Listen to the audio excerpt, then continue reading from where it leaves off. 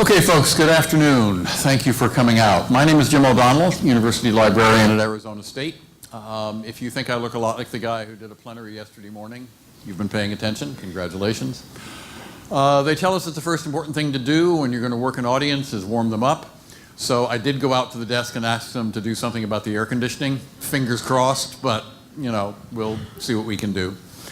Thanks for coming for this. We're going to keep this informal. Okay? We're not going to yammer at you for a long period of time. I'm going to say a couple of words, introduce a colleague. She's going to say more than a couple of words, but maybe 10 minutes. And then we're looking to throw the floor open to discussion. If you didn't get to the plenary, I'll do the 1-minute version of it, which is that at ASU we're about to do a major renovation of the signature 1966, you could call it brutalist building that we've lived in for half a century. It's a tired building. It's so tired that we're getting the privilege of blowing it out to the walls. Even the elevators and the bathrooms need to be done again, so that gives us a complete free hand to redo the floor plates and start over. Well, okay, there are columns every 22 feet in all directions, so you have to work around that. But it's a great opportunity, and we're privileged to have a university administration that is supporting us. They're doing this out of debt funding against the university's capital budget. They think it's important to do this. So we're moving the bulk of our collection to new high-density storage facilities 25 miles away on our Polytechnic campus. And same time frame, we've just rolled out Ex Libris Alma. We're going to be building more and better discovery tools and virtual browsing tools. We're talking about the speediest forms of delivery possible from that fulfillment center. We have no plans to do drone delivery yet. But we are talking about lockers, for example, to increase the number of service points we can have on our huge campus. One of the things we know at ASU is that on a lovely summer afternoon, not one single faculty member says, I think I'll walk over to the library now and check things out a little bit. On a lovely summer afternoon, they're sheltering in and they're not coming in our direction at all. So we're trying to improve the service around our physical spaces. When we redo our building now, they say they don't go to the library anymore. Well, 10 to 15,000 of them a day come into our main building and another 7,000 go into our number 2 building, not to ransack the stacks. They're in there for other reasons. Lots of pressure to use the space for student use of various kinds, active learning classrooms, group study, maker spaces, media rooms, all the stuff that animates and excites a central library facility at this point. So when we come back, we're going to bring back about 325,000 volumes.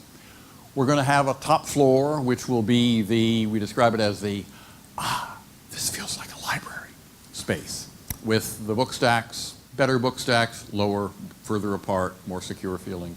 Comfortable furniture, that will be the silent study floor. When we do the studies of our students, they say they want 2 things.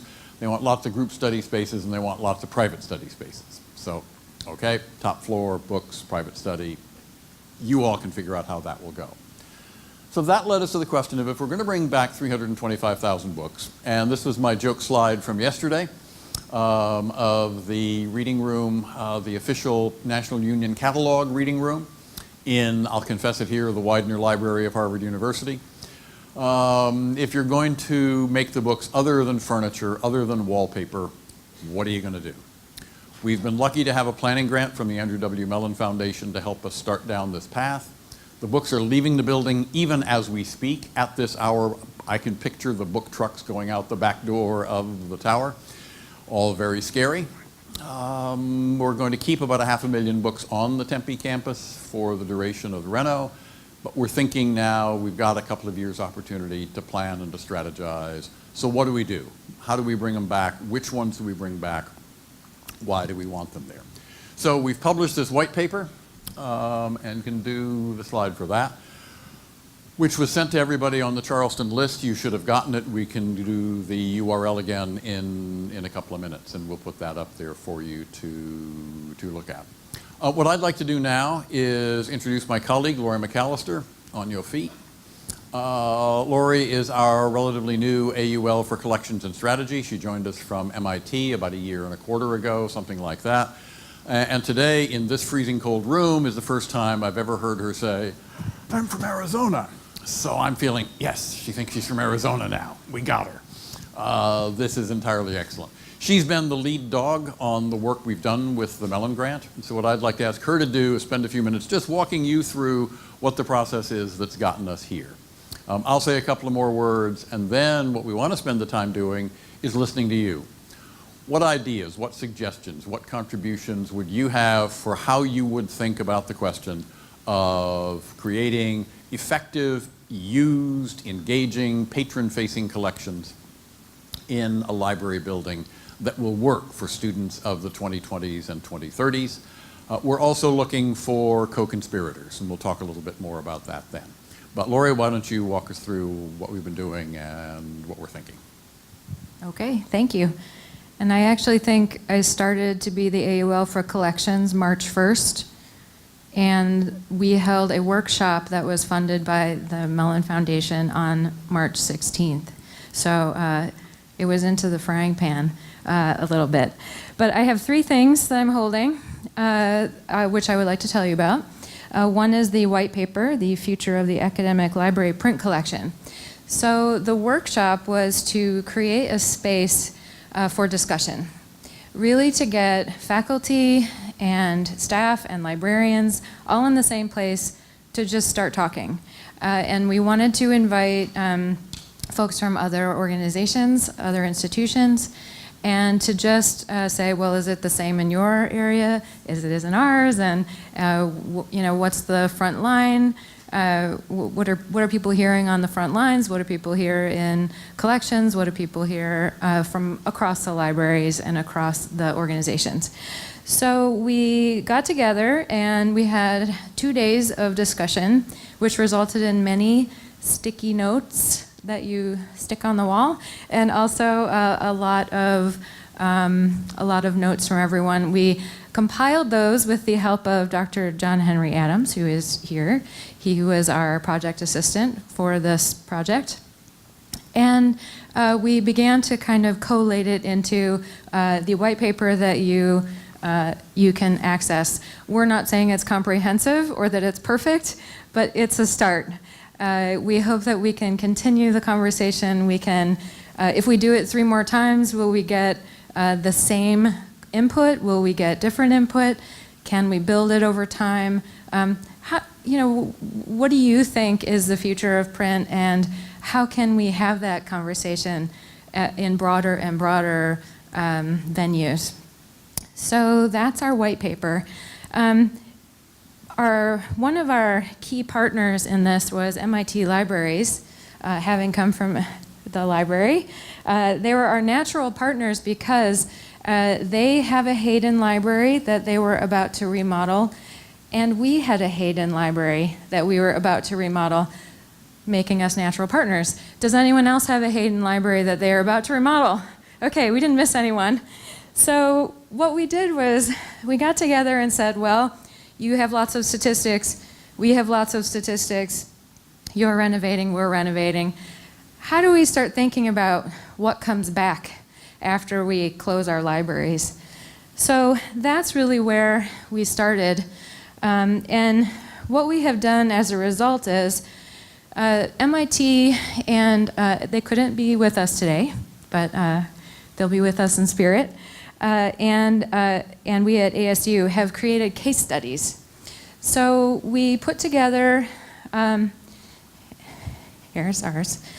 This one has not been published yet. It's still kind of hot off the presses. But what I did is I took what we learned from the white paper and then thought about, okay, if that is the impetus for a kind of strategic plan for collections, then what would we do? So I've distilled our kind of case study into a where are we, who are we, and what are we going to do from here on out, thinking about new ways of curating collections to be more engaging and inspiring for our users.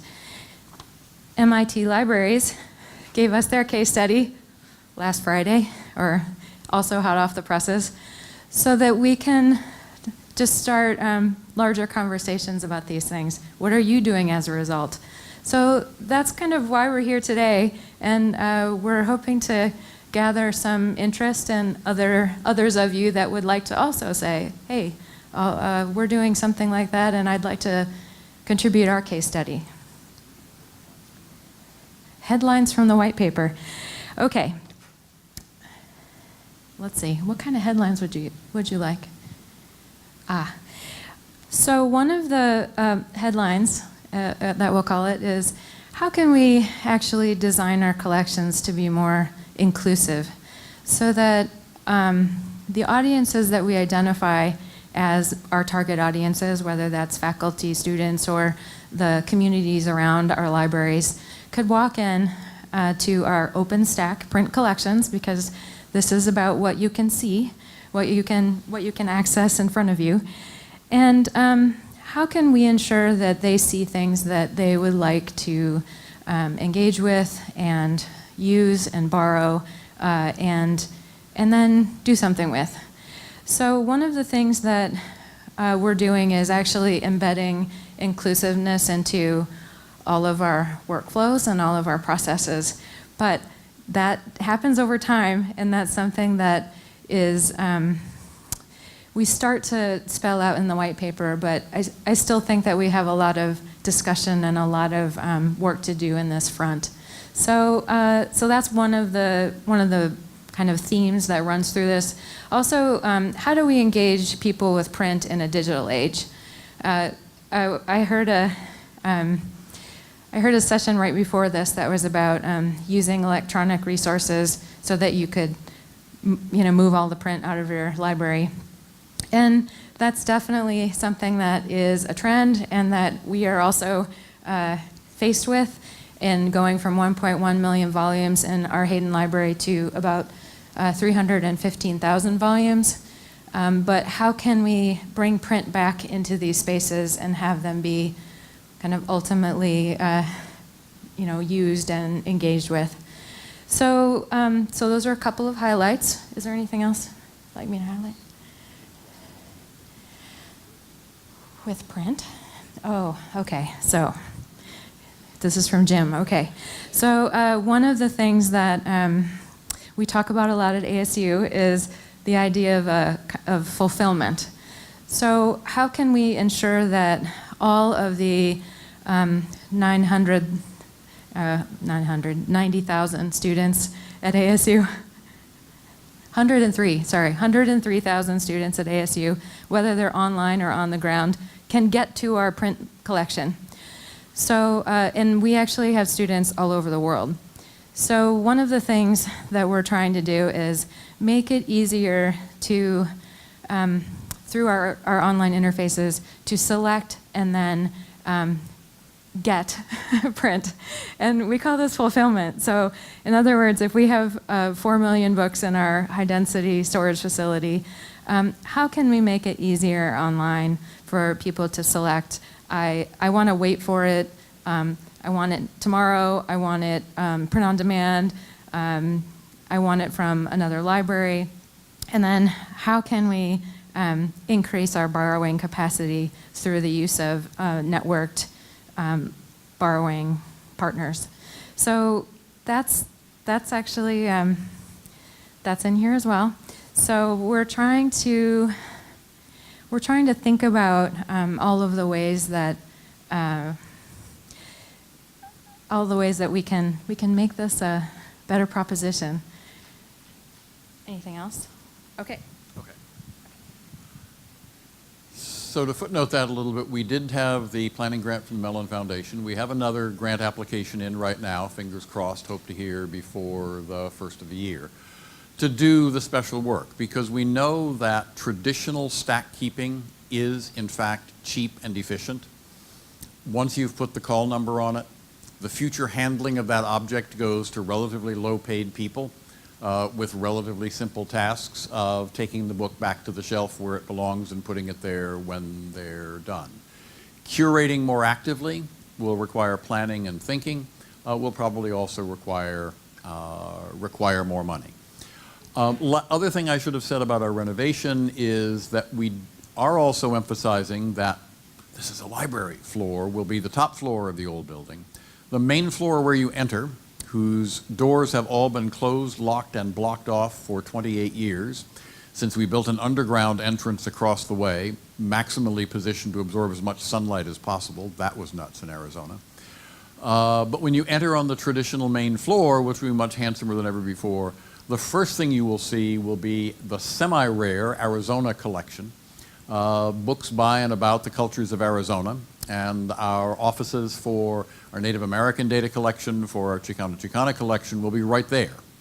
It'll be the handsomest reading room in the building, but it will introduce you to what we're calling Greater Arizona, the Arizona consisting of all the peoples who've lived in that space and passed through that space for hundreds of years, thousands of years.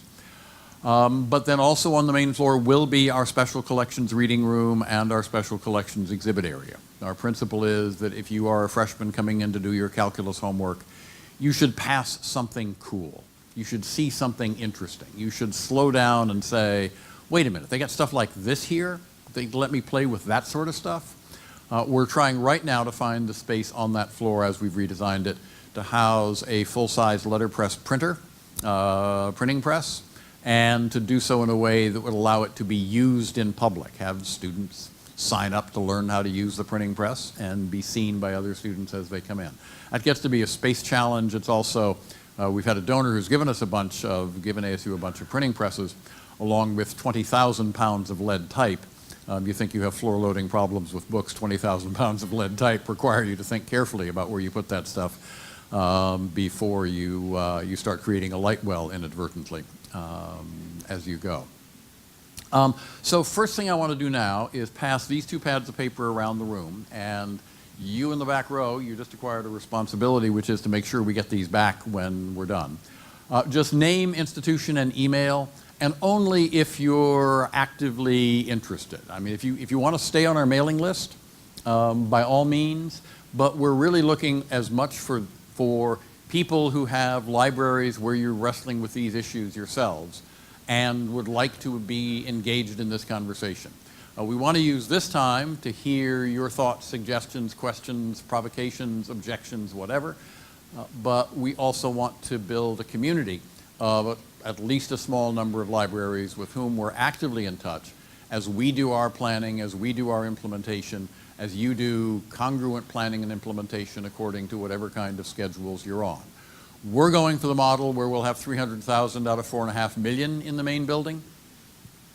In that regard, we emulate Harvard, which now has, I'm going to make up the numbers, but it's something like 12 million volumes all told, 7 of which are already in the Harvard repository. As wonderful as Widener Library is, it's not the complete Harvard library anymore.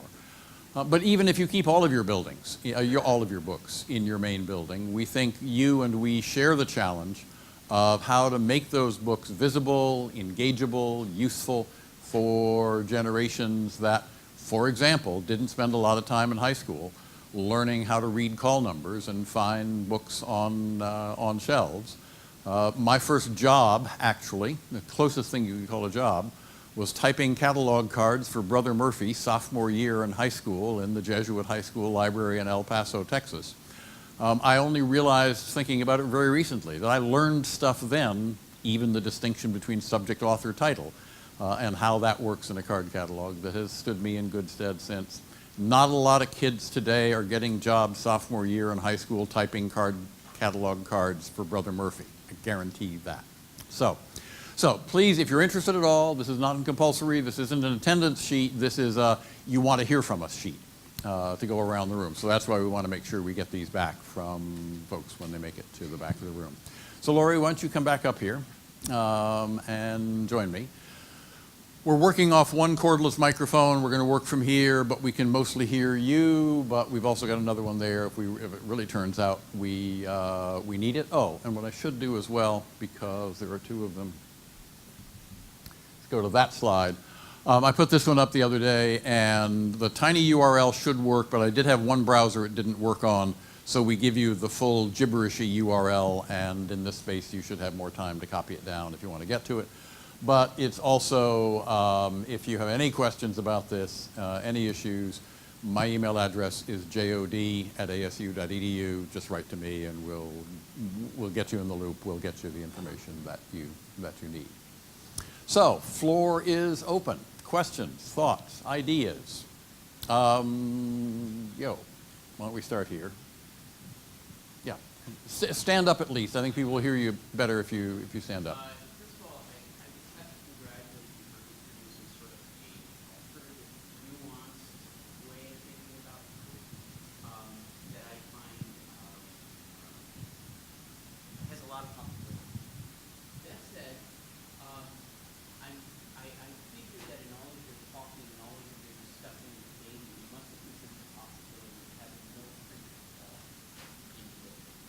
And I was saying, besides the special questions, that as far as the general circulating question goes, why would you not go there, saying we want to use our spaces for collaborative, for classrooms, for whatever else, and we would put in delivery mechanisms, have outstanding cataloging, great user interfaces, and all of that, and deliver the books wherever we can.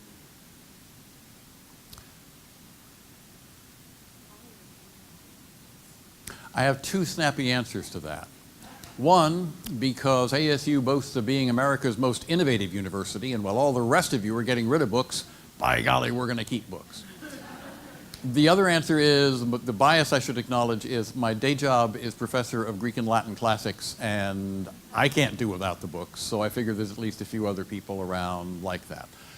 Three serious answers. One, there are physical books that are necessary to academic work today that cannot be duplicated by electronic means.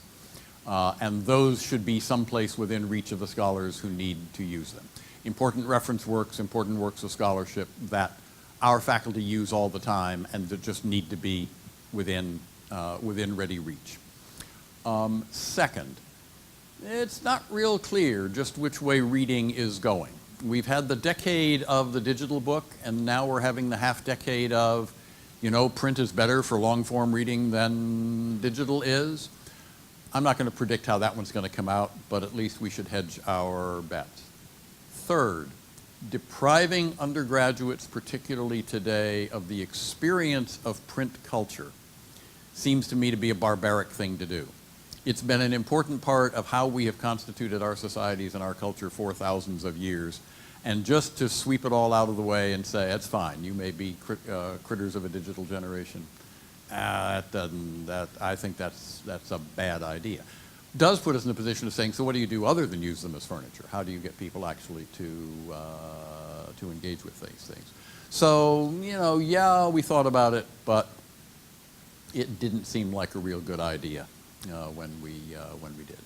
So, you want to say? One of our libraries at the Polytechnic campus was originally conceived of as a bookless library. It has books in it now. I mean, it doesn't have as many as you might expect, but they come in, they creep in, right? And the other thing is, if we remember this from Brewster Kale's visual this morning about the, not everything is digital kind of graph, I think just keeping in mind that we really don't have a complete picture with just electronic resources. So. But now the confession. There are great libraries. Mimi, you're there. Isn't Green Library held up by the stacks? Yeah, part of the Green Library at Stanford University is physically held up by the cast iron stacks in the building. We're not going to do that. And if my successor 30, 50 years from now decides we need a few fewer books, we're designing in a way that would in fact be possible. And I was talking to Brewster Kale earlier about, so after you put all the books in the repository, what do you do next to make them as accessible as possible, not always by physical delivery? Even if you're curating them there, can you make their content as accessible as possible without having to physically schlep books back and forth and around the country as you go? So, okay, over here. I put Georgia Tech, and to your point, we're on the continuum way out there. Thanks for showing up, guys. We got rid of them all. We left about 4 or 5% in the building. storage center, beautiful, it's brand new, 2-hour delivery back to campus. But we went pretty much digital. Now we're an STM library. That means that 98.9% of our usage is going to be online journals, articles, blah, blah, blah.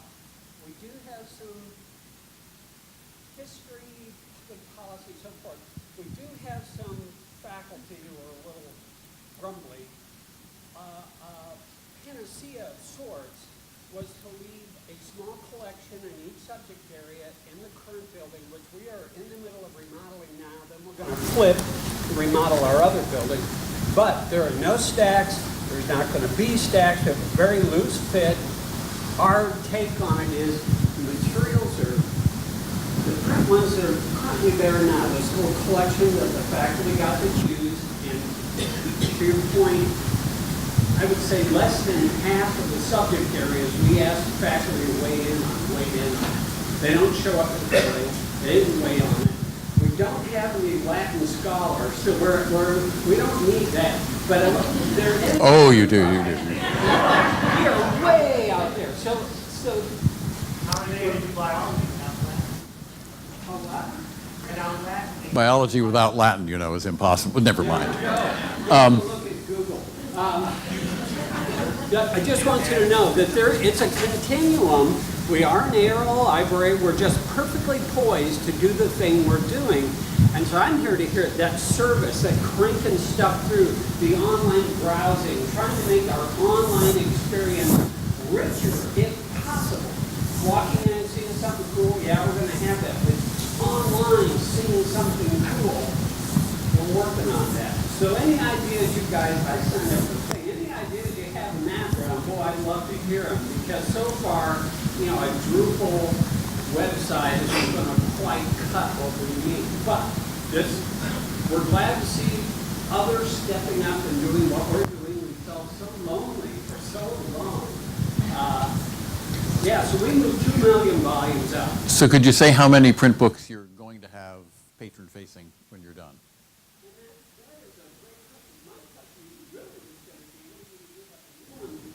Right now, we don't buy new print. We may Yeah. get a few gifts. We always had an electronic versus print thing. Our partners, I don't know if there's any Emory folks in it. Hey, Chris. So Chris at Emory buys more American history books than I buy books, and I buy 90% electronic. So we have a zero growth collection plan. However, stuff creeps in. We keep it, by the way, too, across our libraries. That's another thing. We partner with people. So we have zero growth. Our prints, we have no plans to acquire it. But do you have a target number of print volumes in the building? The whole shoot match But you said you're keeping a few. How many? 10,000? 50,000? We probably kept less than that. I would say, it's a small amount. So it's really small. Okay. Okay. So we have a few thousand in the building, but Yeah. the usage on them is nominal. Yeah. It was just an overture to the faculty. So my question for you guys is, what are you going to do with the new stuff? We planned on it, we accidentally collected. It goes to the storage facility, and it can only be retrieved by X. Are you guys going to little here, a little there, kind of, or do you have a plan at all? At the moment, new things coming in will be routed to wherever their other call numbers live. So that's a kind of stopgap measure for current, incoming books. We, as part of our implementation proposal and way to operationalize some of the ideas in the white paper, we are looking at creating a new methodology for exactly, what gets put on an open shelf, what gets put on a closed shelf, and what is stored in high density storage. We are not there yet. We have not had those conversations internally. We've just kind of put out, hey, we need a methodology and we need to rethink this. And as part of all of this, this as a planning process. So that's still in motion, but yes, we do absolutely have to plan for growth. And right now, when we buy books, we buy digital where available. That does get you into international settings where it's harder to do that, and there are some things that you can only buy in print. So we haven't had to do it yet. We haven't addressed the question of maintaining a steady state collection size, although one thing we're thinking about is having a cushion in books that would rotate in from the high density, to do exhibits, curated selections of the semester of sustainability, the semester of Italian, something like that. That would be a lot of work. It would cost money, but it would also make the stacks more alive and active and cultural in a variety of ways. And I don't rule out the possibility that no, I not only don't rule out the possibility, I know I include the possibility that we would get both print and digital selectively. I said yesterday we bought a new set of the OED because we think having a good crisp set of the OED on visible display is important, Oxford English Dictionary, even though we also have it online. And we may very well find there are other cases, certainly things of local interest, for example, our Arizona and regional stuff and institutional stuff, we'll probably do some of that.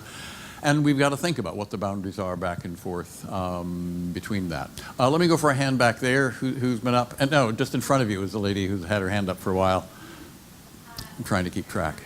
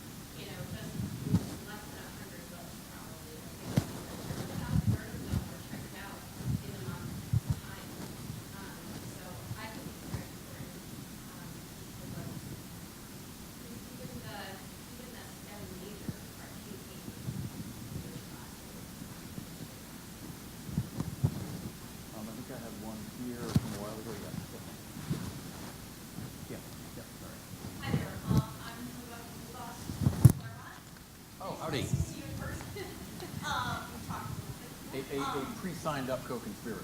Yes, I guess indeed. So we've done somewhat similar work at Claremont. I'll talk in my loud Chicago voice. You can. And one of the things I wanted to mention was that we did these faculty focus groups, and something that came out from really, really fans of print faculty, like folks in classics, in history, and much to my pleasant surprise, is they actually wanted the integration of the digital titles with the print titles in the stacks. And you guys mentioned that in your white paper, those ideas with having maybe screens. So that's an idea that we're really, really interested in working on, have a few ideas, because we've seen, we've all seen the NC State stuff where, you have the wall that's browsing next to their book bot, but something that's a bit more interactive in the shelves themselves and something like right in there. So like imagine that all these books are on the shelf next to your book. So that's one thing I wanted to mention. The other thing I definitely wanted to mention was the idea of the management of this active collection, because what we would really like to do, and what got a lot of resonance with our faculty, is this idea that whatever we put in storage doesn't go away forever. So we get a new faculty member with a research interest that maybe, you know, hasn't been discussed in our colleges for maybe 30, 40 years, but we have something in the collection, and we can pull that out and then, you know, retire other collections to take its place. Now, I feel like that's probably logistically going to be very complicated and very high maintenance, as you've noted, but I think very worthwhile in keeping the collections fresh. The figure we're working with about now, I mean, our library is much smaller than yours. We have 1.3 million volumes. We're thinking about keeping about a third of that in the building and the rest in storage. So those are kind of the numbers we're working with, very subject to change.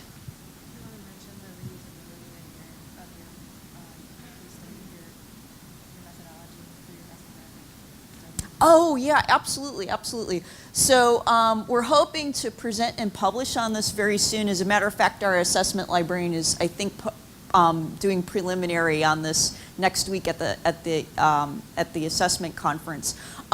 We conducted very intensive browsing behavior studies, 1-hour interviews with 22 faculty members across discipline and across our 7 colleges. So you think the 4 you heard about yesterday sounded complicated. We're one library for 7. And we're going to be presenting and publishing pretty heavily on that, and want to share the methodology, happy to share the methodology with anyone who's interested. And just also the results, because we kind of stopped the interviews at the point at which we started hearing the same things over and over again. So, where we resonated with that was that inclusiveness means various things, one of which is making sure you include categories and subjects and dimensions that haven't always been included, but second, including your actual community in helping shape their expectations, their requirements of what your physical conditions are going to look like. I'll just add to that, we're pushing, we've just rolled out Alma, we're pushing browsing tools. I think traditional stack browsing has been over-idealized. When we had the full collection in the building, my office was on the floor with most of the books I use for my own research. And I acquired the vast majority of the ones I used by clicking on them on the web and going down and picking them up at the front desk the next day, because squatting in the stacks, I've been doing that for 50 years and I'm getting a little tired and my bifocals are a little cranky, and it's just easier to get them another way. If we can make virtual browsing tools that really let you have intellectual access to the books that are 25 miles away and you get them tomorrow morning as soon as you come to the office, it begins to feel like you own them. I've noticed, particularly coming to ASU, our faculty don't much care whether we own a book or not, as long as they can get it. And we're getting a whole lot better at getting it with rapid interlibrary loan of one kind or another, and they come by the front desk and they pick them up a couple of days later, and it's really quite satisfactory.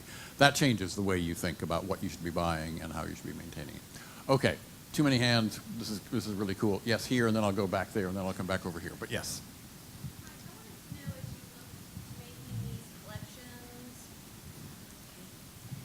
I wanted to know, as you look at making these collections engaging and living, have you consulted with public libraries who kind of seem to do this better than academic libraries and or Barnes & Noble? Short answer is not yet, but that really is not yet.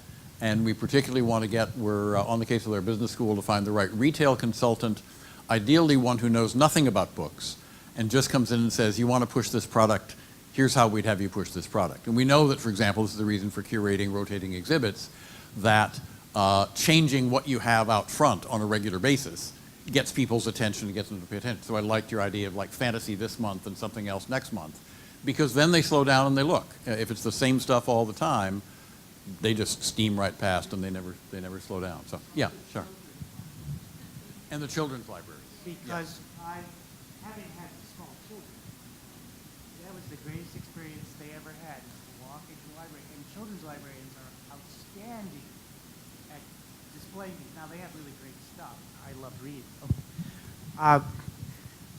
I was saying that they should consult children's librarians. Any of us who had children will know that, actually. Yeah. I've been both. And your comment about displaying, every month I had to do a display, and one of my favorite displays was, the month of May was Murder and Mayhem Month. And so I had a great display with mystery novels and other affiliated books about mystery fiction, and I had caution tape. My mother used to be a policeman, so she got me caution tape. So I had caution tape on my do not cross this, and so it got a lot of attention, a lot of attention. I'm from a small regional state university, which doesn't have the money and never will to have a storage area. I will tell you straight up. But what's happened is our buildings become a storage area. And our issue is we've also have, if you go to browse in the stacks, you'll probably get black lung from the mold. So, and that's probably a lot of people are finding that. We have a very old building with a very old HVAC system that's overloaded right now. So I think this is a great idea to revolve in the thing, because my experience as a reference library in the same building is we had students trying to browse the reference collection thinking that's where all the books were in the building. And I thought thousands of students ask me, where are the books? When they find them, what they actually gravitate towards are, you'd be surprised. We have a very large graphic novel collection because we have people who really like to donate them to us. And those are, we can't keep them on the shelves, literally. We are now considering moving maybe our popular periodicals, which we get through a fund and we still get in print, which are still very popular. I have all the numbers for that. And our popular reading collection, which is extraordinarily popular. And it actually, we get a lot of interlibrary loan for those items. So my idea is actually move them all downstairs where students will actually see them and not up in the mold-infected stacks. So. I'll just say graphic novels, our friends at MIT have done a good job of pulling out the graphic novels, although then they were interesting to follow because they put them out in one public place and then moved them to another and usage dropped off, because this is now floor arrangement and the wizardry of retail. At ASU, our graphic novels are, how many people know the call number for graphic novels? LC call section for graphic novels. PN 67 something, yes. So our graphic novels are all hidden in the PNs, up in the stacks, but, you know, between the PMs and the PQs. And worse yet, we've engaged in the practice of either rebinding or binding or labeling the graphic novels as they come in, thereby taking away a significant part of the cultural value of these objects, which are increasingly serious objects of cultural study and cultural use, and a great path in for some students. You know, it's the graphic novel today. There is a fabulous, I should advertise this, a fabulous French graphic novel of Proust that's up to 7 volumes. It's utterly gorgeous. And there's another generation of Proust readers who are going to get to Proust through the graphic novel, and we should be figuring out how to help that. There you go. Okay, somebody was back there that I was promising to call on a while ago. Do we still have a hand there? No? Yes. Yes, ma'am.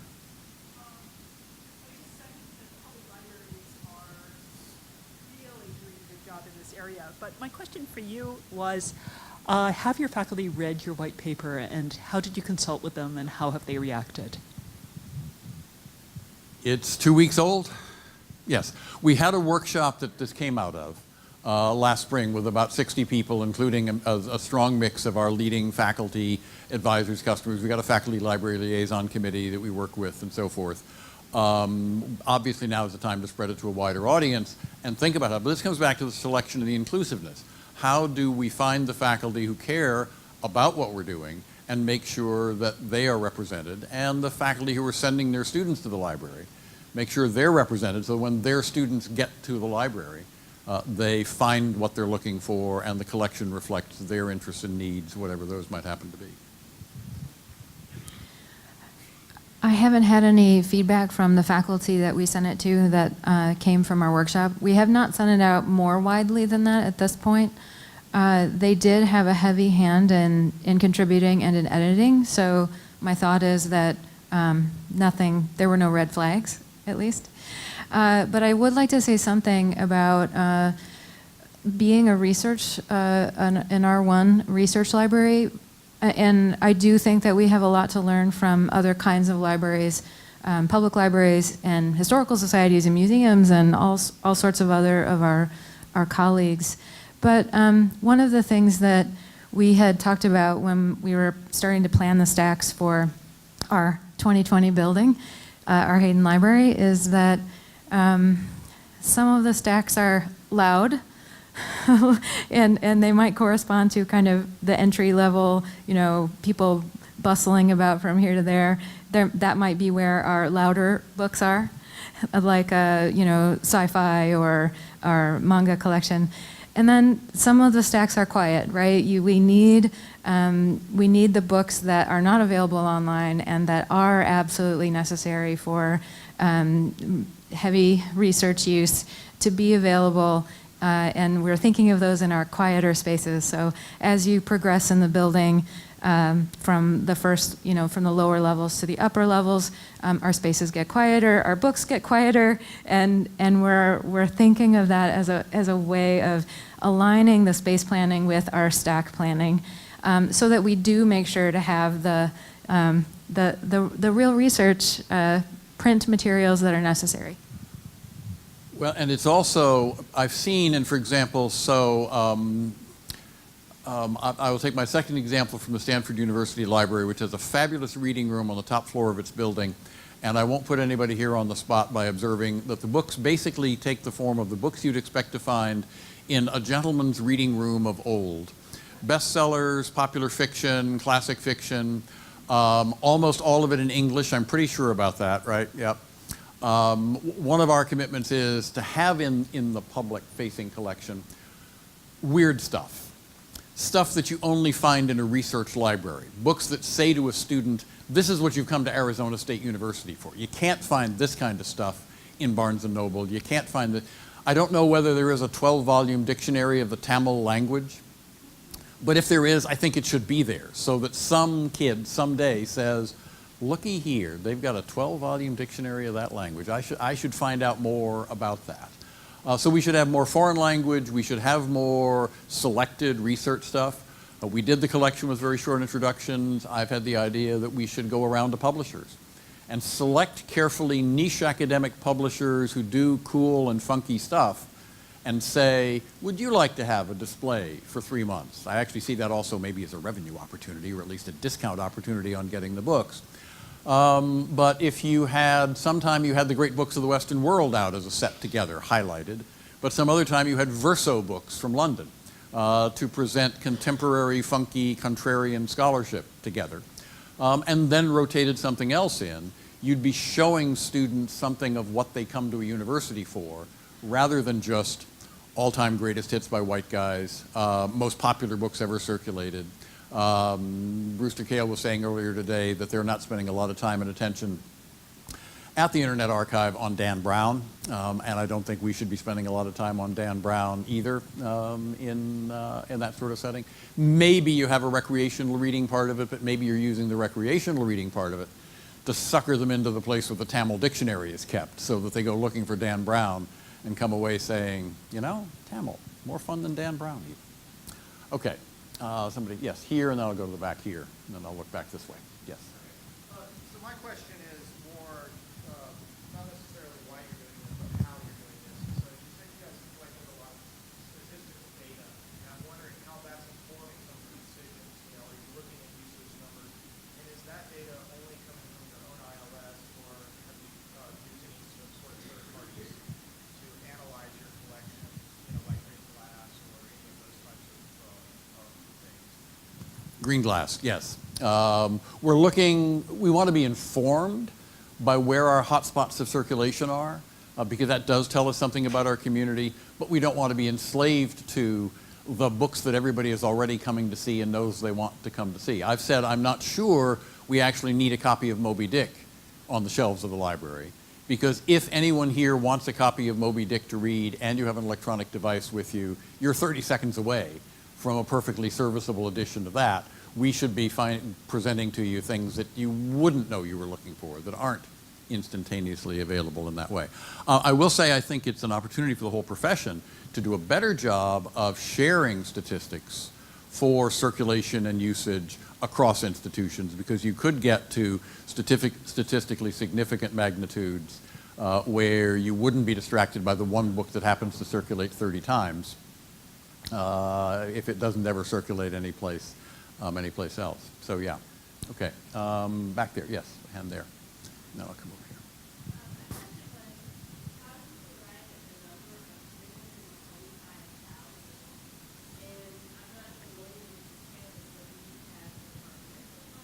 Ah.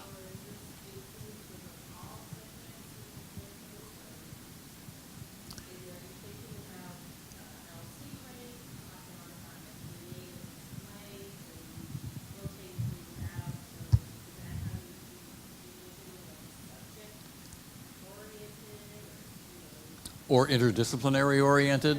I know we won't do it all by call number, because LC call number is a taxonomy of the early 20th century imposed on the universe, and it's very imperfect in a variety of ways, and it doesn't always lead to the right kind of discovery.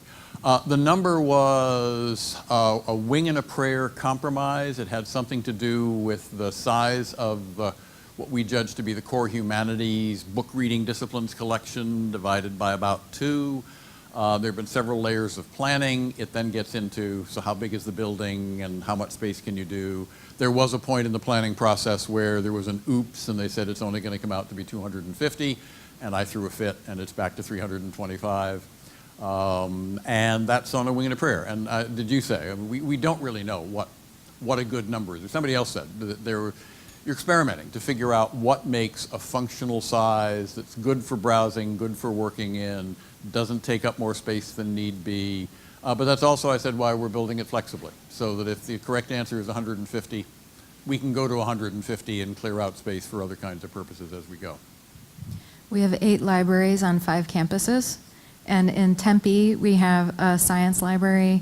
The Hayden Library was basically a large undergraduate kind of, and humanities. It's kind of all.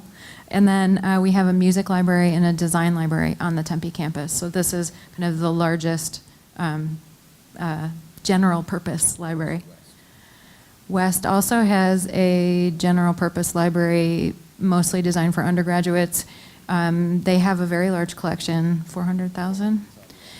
So actually, we have seen a ripple effect in what we have to plan.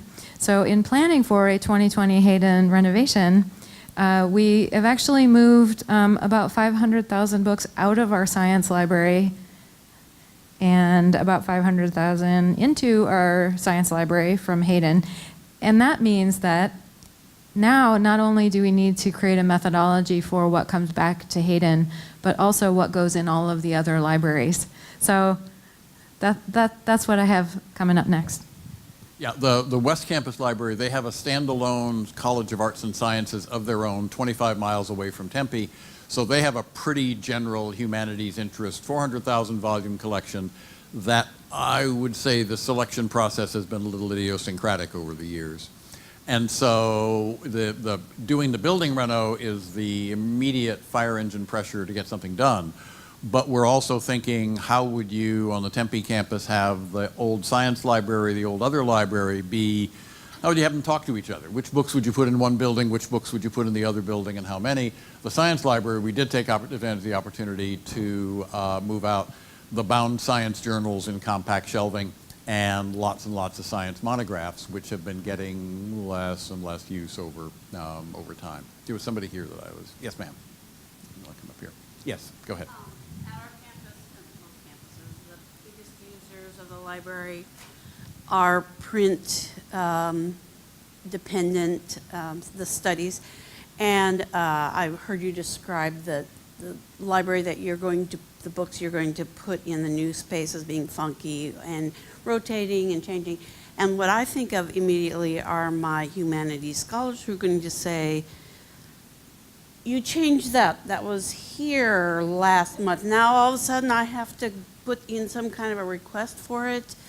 And not just because they're old and stodgy people, but also because they use year after year these same materials in their research, and they're the ones who are populating our libraries. They're the ones who are now. I think that will vary by institution in a couple of ways. One is we're not a humanities intensive institution. Second, it does get to 120 degrees in the summer. So our faculty have been less building goers than might be the case. But you're absolutely right. The Lexicon Iconographicum Mythologiae Classicae, the Mythological Dictionary of Classical Mythology, the Lexicon of Classical Mythology, of iconography, is only available in print. And it's a major reference work. In fact, one of the first things I had to do when I got there was they came to me and said, it circulates, for crying out loud. You can't let the volumes of a lexicon like that circulate. So that's a piece of what are the working tools that people need to come to the building to look for.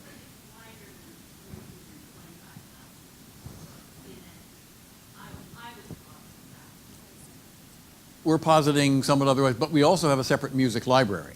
And that functions in a very different way for that music community and is their home. We have a separate arts and design library, so art history books are going into that space. Main spaces on the Tempe campus are the old main library and the science library, which had a total capacity of approaching to something like that, 2 million. Total capacity, something like 2 million. Among the things you learn when you move all the books out of your library and move them someplace else, and you're trying to count how many there are, is how many didn't actually have records and are taking up space. The great virtue of this is you discover all your lost sheep. The books that got reshelved wrongly 30 years ago will now get processed and recovered for ordinary use. But when we did our recon, I blush to say this publicly, don't quote me, we actually lost a roll of tape coming back from the recon process, and we've got some still undefined number. It's undefined, but we're okay. We made it. Well, we made it, okay. But let's just say when you're counting to the shelf and counting to the linear foot of shelf, the news that you've got a bunch of books up there in the stacks that you don't know how many there are is not real good news at that point. Plus or minus 50 to 100,000. Plus or minus 50 to 100,000. So That's it was hard. that's more than a rounding error, yes.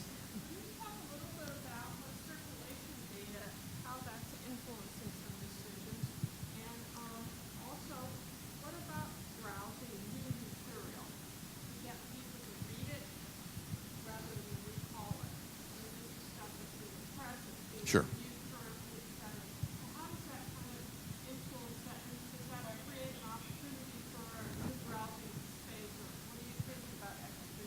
So the questions are circulation data and new books. Circulation data for us going that way. Building use is going that way. And so we're not seeing, it's one reason we're not seeing. Yes. Yep. Yep. Yeah. So at Hayden At Hayden particularly, yeah. was going down. Yep. So In the big open stack crowded collection, sure. I think it's fair to say we want to reinvent the new bookshelf. And some piece of the 300,000 should be reserved for a rotating in new bookshelf. Can you describe the MIT browsery that brings books in and keeps them there? That's the best model I've seen. So we had librarians select, what are the books that people should be looking at in a particular space, and they called it a browsery. And so it was a highly curated area that did take a lot of resources, but that was highly used. So that was. And no, don't I remember The browsery was always there, and books rotated in and out on a schedule. So. Don't I remember that if they circulated well, they got to stay there a little longer? I don't remember. Okay, I think that, anyway, that's a principle you could apply if you've got the hot new stuff. But it should also be, I think, a larger new bookshelf than the traditional new bookshelf, which in my experience has been, again, too many English language books, too many quasi-bestsellers, and not enough the new Tamil dictionary volume showing up on the new bookshelf when it comes in to provoke you. And that may mean moving it up to 2,000 to 5,000 volumes of new bookshelf area.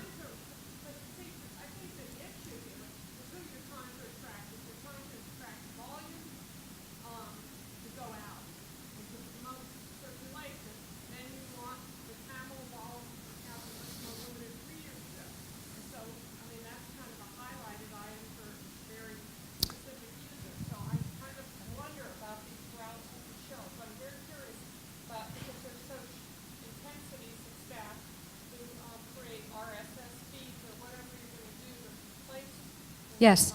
So, and this actually answers one of the questions earlier, is that we aim to have a little bit of everything. So we will have these kind of curated, higher resourced areas for browsing, thematic things.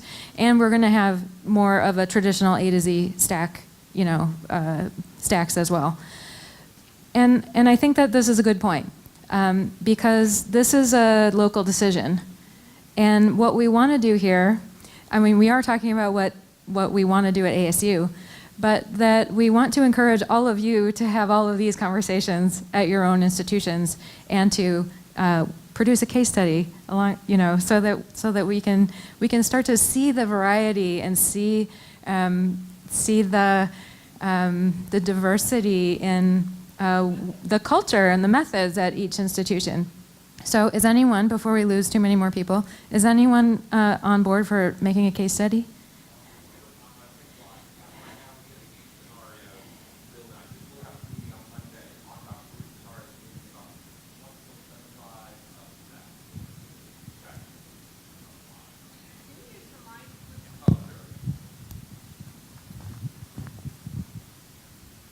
So my name is Chris Palazzolo. I'm the head of collections at Emory. So when Jeff was talking about the tech partnership with the LSC.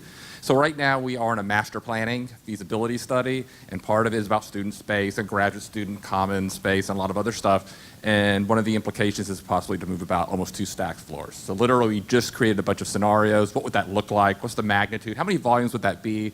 What would the number look like? And so on. We're at the very early phase of that.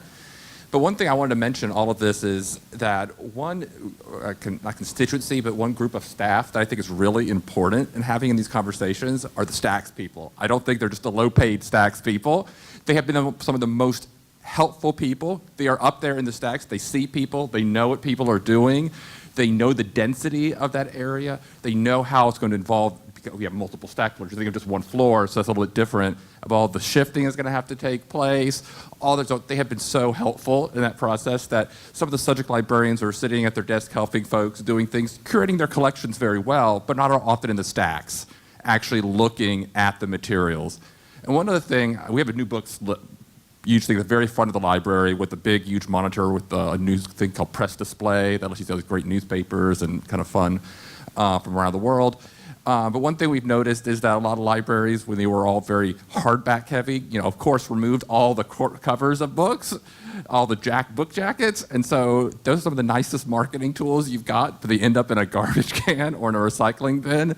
So we have a lot of our stacks people, again, or acquisitions people, see these books that come in, and we're print preferred now. Paperback preferred, I'm sorry. And they see a lot of these titles, they think, oh, that's a really cool title. They almost curate the collection sometimes more than the subject librarians do, because they see what's kind of front and they see what's kind of neat. And sometimes it's really interesting, contrarian, strange things that come through the collection.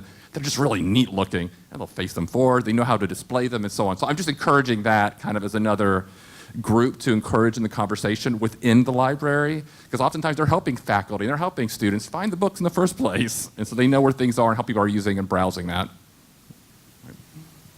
And I think that's a piece of our fundamental insight, is that what goes on where the books are is more interesting than has been the case when it was just a question of, oh Lord, we've got to do another stack shift because we've added another 100,000 volumes. Where can we shove them?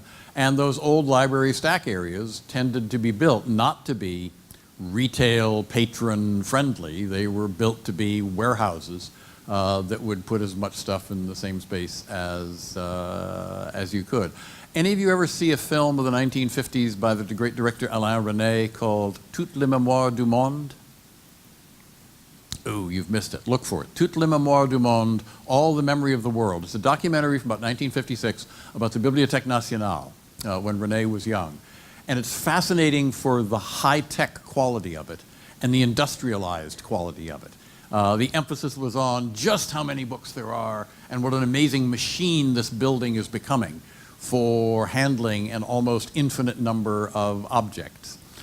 We're into an age instead, and I think we should be into an age instead, of more curated, handcrafted, artisanal retail for what we have, or not use that space on the campus that way. Somebody else, there's over here, back by the aisle there, yes.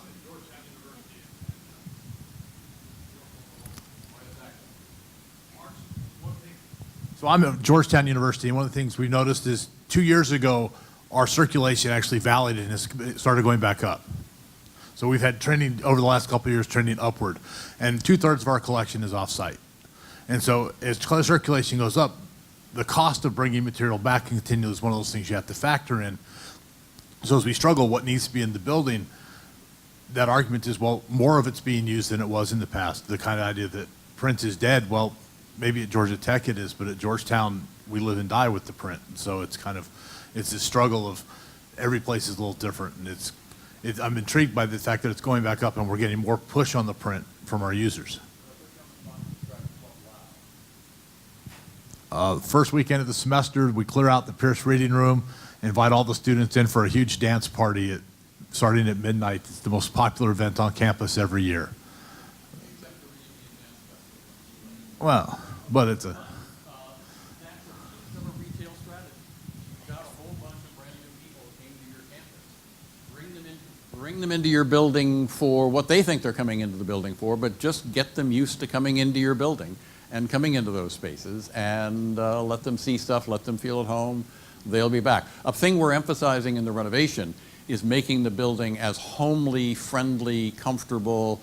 I have acquired a reputation that I'm very proud of as the guy who's obsessed about bathrooms, because we think that nailing the bathroom issue for the library is going to make real human beings more comfortable, more happy to stay there, more happy to come for the night shift.